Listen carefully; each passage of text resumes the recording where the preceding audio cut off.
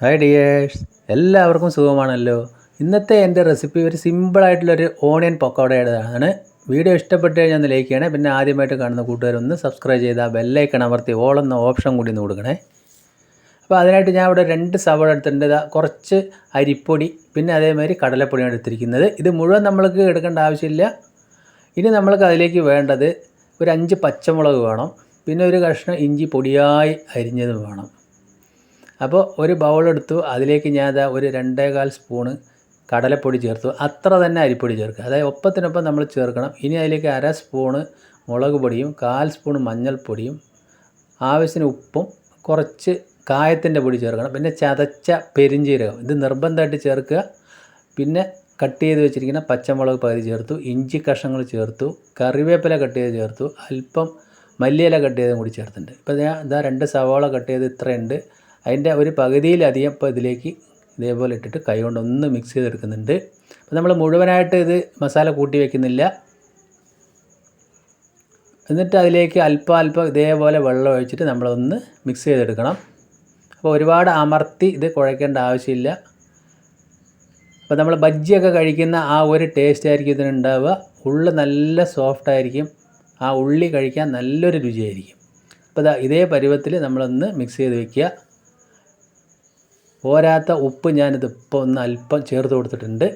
അപ്പോൾ ഉപ്പ് എരിവൊക്കെ നന്നായിട്ടുണ്ടെങ്കിൽ നല്ലൊരു ടേസ്റ്റാണ്, എല്ലാവർക്കും അറിയാമല്ലോ. അപ്പോൾ എണ്ണ ഞാൻ ചൂടാക്കാൻ വെച്ചിട്ടുണ്ട്. എണ്ണ ചൂടായതിന് ശേഷം ഒന്ന് ഫ്ലെയിം അല്പം കുറച്ചിട്ട് ഇതേപോലെ നമ്മൾ നുള്ളി ഇട്ട് കൊടുത്താൽ മതി, അല്പം വലുതായിട്ട്.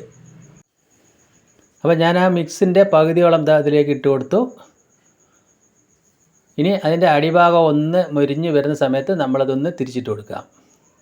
അപ്പോൾ പക്കോട ഉണ്ടാക്കാത്തവർ ആരുമില്ല, അതായത് സവാള വെച്ച് എല്ലാവരും പക്കോട ഉണ്ടാക്കിയിട്ടുണ്ടാവും. ഇതേ സ്റ്റൈലിലൊന്ന് ഉണ്ടാക്കി നോക്കുക.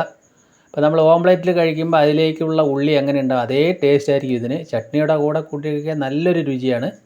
അപ്പോൾ ഇതേപോലെ ചെയ്യാത്തവർ എന്തായാലും ഒന്ന് ചെയ്ത് നോക്കുക. അതിൽ പെരിഞ്ജീരകം ഇഞ്ചിയൊക്കെ മസ്റ്റായിട്ട് ചേർക്കുക, അപ്പോൾ നല്ല ഒരു ടേസ്റ്റ് ഉണ്ടാവും. അപ്പോൾ നമ്മളത് ആ പക്കോട റെഡിയായി വന്നിട്ടുണ്ട്. അപ്പോൾ ഞാനത് കോരി മാറ്റി. അപ്പോൾ നമ്മുടെ അടിപൊളി പക്കോട ഇവിടെ റെഡി ആയിട്ടുണ്ട്. ഇത് ഞാനതൊന്ന് പൊട്ടിച്ച് കാണിച്ചു തരാം. കണ്ടില്ലേ, നല്ല സൂപ്പറായിട്ടുണ്ട്. ആ ഉള്ളിയൊക്കെ ഹാഫ് കുക്കായതിന് ശേഷം അത് കഴിക്കാൻ നല്ല രുചിയാണ്. ബാക്കി കൂടി ഞാൻ അതേപോലെ എണ്ണയിലിട്ട് പൊരിച്ചെടുക്കുന്നുണ്ട്.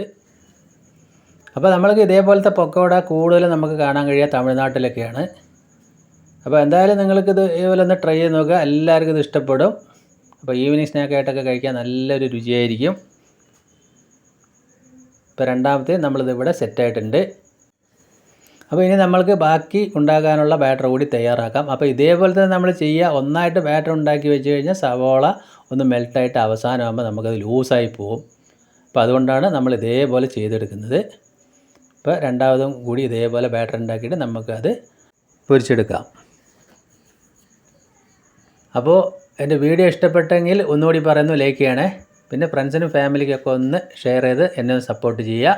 അപ്പോൾ അടിപൊളി ആയില്ലേ ഈവനിങ് സ്നാക്സ്. ഇതേപോലെ എന്തായാലും നിങ്ങളൊന്ന് ട്രൈ ചെയ്ത് നോക്കണം, എല്ലാവരും ഇത് ഇഷ്ടപ്പെടും. കണ്ടില്ലേ, നമ്മൾക്കത് പൊട്ടിച്ച് കാണുമ്പോൾ തന്നെ നല്ല ഒരു മണമൊക്കെ ഉണ്ട്. ആ പെരിഞ്ജീരകത്തിൻ്റെയൊക്കെ നല്ലൊരു ഫ്ലേവറായിട്ട് നല്ല ഒരു രുചിയായിരിക്കും. വീണ്ടും നല്ലൊരു വീഡിയോ ആയിട്ട് കാണാം. Thank you.